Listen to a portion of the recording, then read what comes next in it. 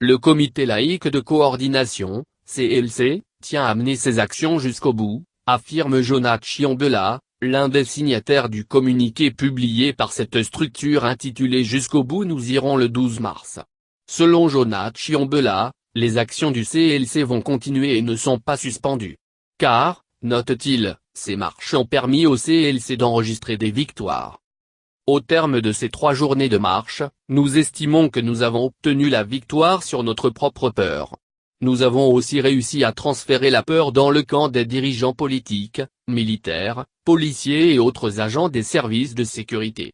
Les manifestations de cette peur sont nombreuses, la panique des services de sécurité à chaque annonce de nos marches, les routes sont barricadées.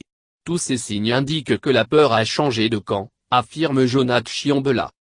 Grâce à ces marches, poursuit M. Chiombela, les lignes ont bougé sur le plan politique.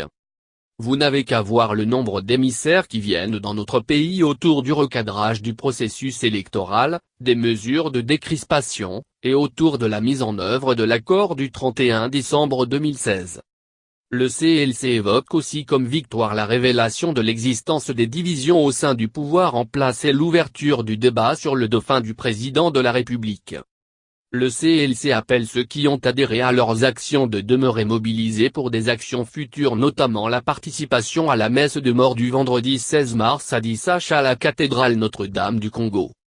Les membres du CLC comptent aussi mener des actions diplomatiques en direction des partenaires de la RDC avec l'aide des Congolais de la diaspora.